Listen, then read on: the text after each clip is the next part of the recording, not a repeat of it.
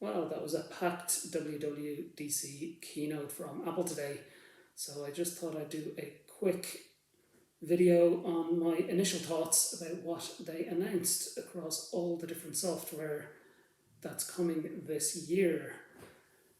So it was a long event, nearly 2 hours, I think, pretty packed. So this is just going to be a very quick overview. I will be doing the AppleVis podcast, AppleVis Extra, with the guys from the team as well this evening, and so that'll be out late on Monday or early on Tuesday, so do definitely check that out for a more well thought out discussion about it, but this is just an instant sort of thoughts after the event. I suppose iOS, there's a few things that were quite interesting. The improvements to FaceTime are definitely, I think, going to be welcome from people, from things like, I'm visually impaired, so I don't mind the view so much, but people who are looking at the screens have been saying they've wanted a kind of a grid view like that. But I think what's also really interesting is they're finally competing with that kind of scheduling a call idea. So now, just like with Zoom or some of those other kind of platforms, Teams and so on, where you can share a link, you can create an event. I want to have a call with some friends at 10 o'clock tomorrow. I can send them a link, and we all join the call. So that's definitely, I'm sure, going to be welcome, and it works to some extent cross-platform as well. So it works in the FaceTime app, of course, on Apple devices, but will work through the browser on Android and Windows devices. So it'll be interesting to see if that does take off or not. We've so many options in that space now, but FaceTime is good quality, so who knows? Let's see if that works out. I definitely think it's an improvement anyway. And the ability that could be really cool with this is the ability to sync kind of TV shows and music and so on. So if you want to watch, either share some music while you're on the call, or if you want to actually watch a movie together and be connected while watching the movie at exactly the same time, you can do that. I'm guessing, of course, that you all have to be Apple users, and it works with things like Apple TV as well. But do your friends all have the right devices? That's another question, but it's a good feature, I think. There were some improvements in messages as well. I'm not a huge messages user because it's not a cross-platform. Things like WhatsApp are more part of my day-to-day, but the shared with you feature seems kind of cool. So if somebody sent you a link to an album, for example, and you go into Apple Music, you'll find the shared with you that it's kind of intelligently grabbed from the messages, which is, it's clever, and it's another example of how Apple integrates everything so well. I think the improvements to Siri, we're always looking for improvements to Siri, let's be honest, but I do think that on device now that is useful, so it can figure out what you're saying on device without having to go to the server for that part. And if it's something that's local to the device, like turning on Do Not Disturb or setting an alarm, it doesn't have to go to the server at all, it seems to.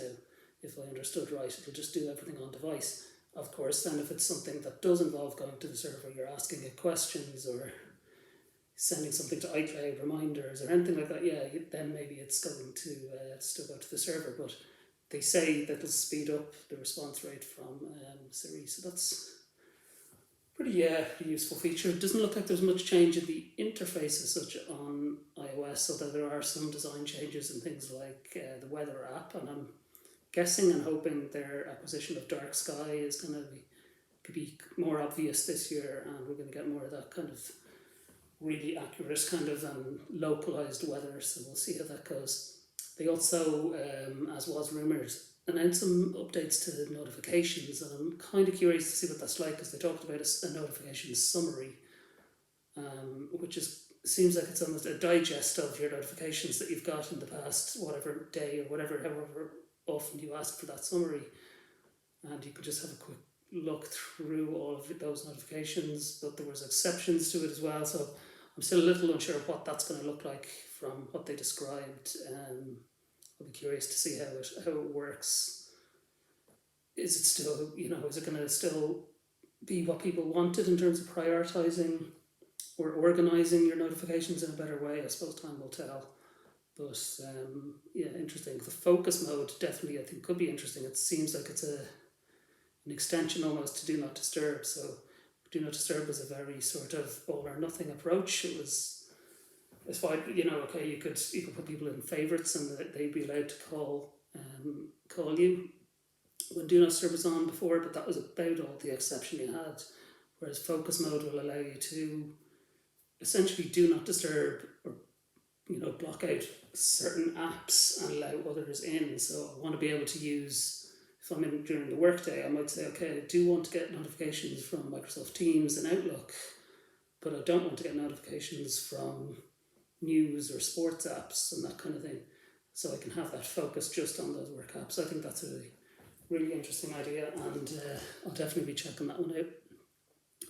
I suppose when I spoke ahead of the event yesterday, I was thinking about what's the big thing for WWDC this year, and I was thinking iPad would hopefully be big, because we all want iPad OS to really mature now and become more useful, because it's they're amazing devices. I absolutely love my iPad. I've said this before, but there are times it's frustrating that it's not really set up, or it's not as advanced maybe from a software point of view as we'd like.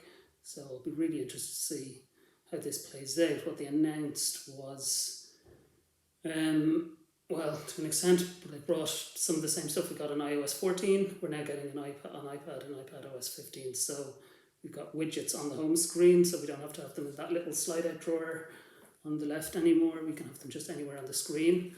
They've also brought out a larger widget, because obviously the iPad screen is larger as well, so that's potentially useful. And the app library as well.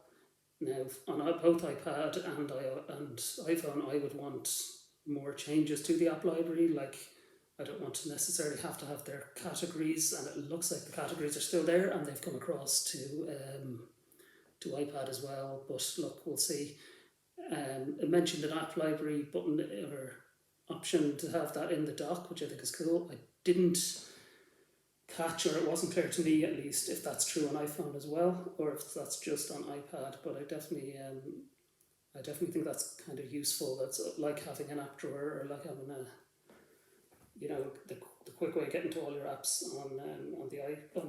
on Mac. So this will be like that on iPad, I guess. Again, it's with the library rather than a straight A to Z from what I can tell. But again, when I get the betas and stuff, I'll be exploring that for sure.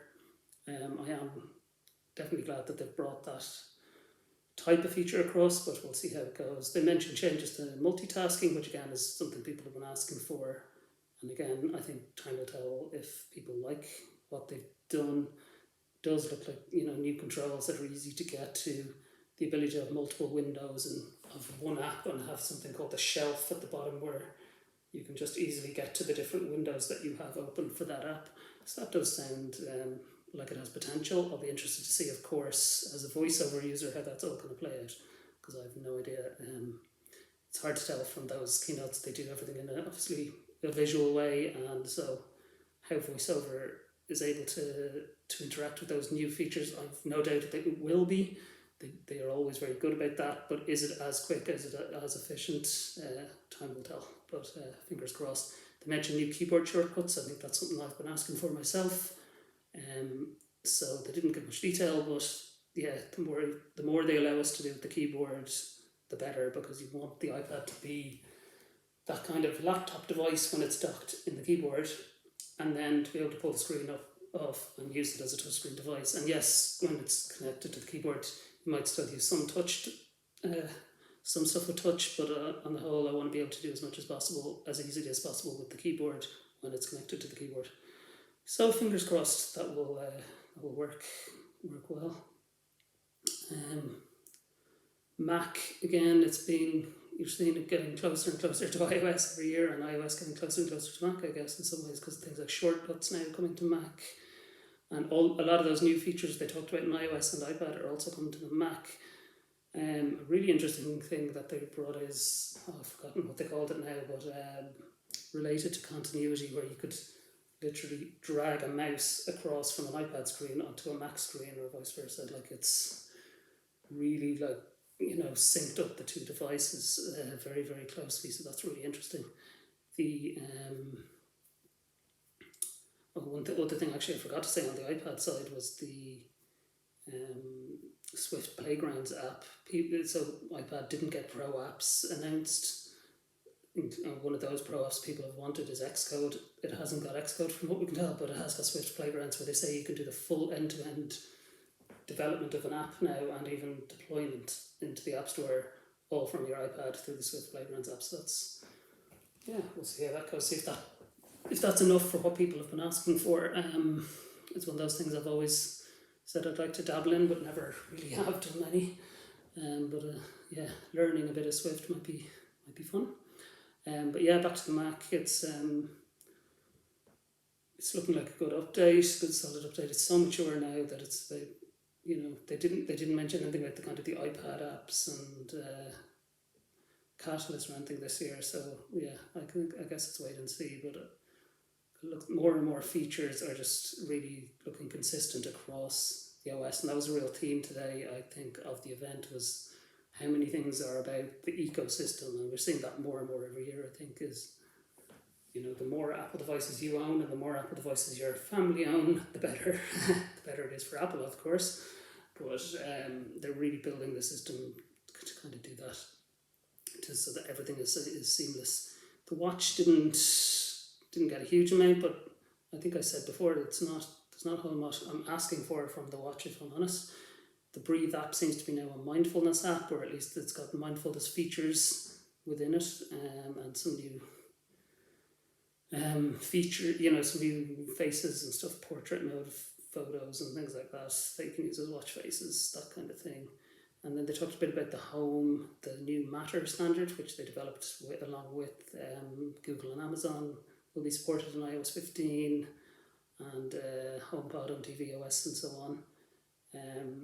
They mentioned HomePod Mini can now be used with your Apple TV as a speaker. I would have thought that was the case before, but apparently not. So that's there now. The HomePod Mini is coming to Ireland finally, so that'll be interesting. Will I be tempted to pick one up? I don't know, but tempted, yes. Will I do it? Who knows? Again, those features like the shared, the syncing, watching things together kind of features are there on tvOS as well. So there's some of the highlights. I'm sure I've forgotten something important, but that's kind of my instant reaction to some of the new stuff. I might do some more videos around it over the coming days, but as I said, I'll be on the AppleVis Extra podcast as well, so Monday evening, Tuesday morning onwards, you'll be able to get hold of that AppleVis Extra podcast and listen to myself and a couple of the other guys talking through everything that was announced and our thoughts about it.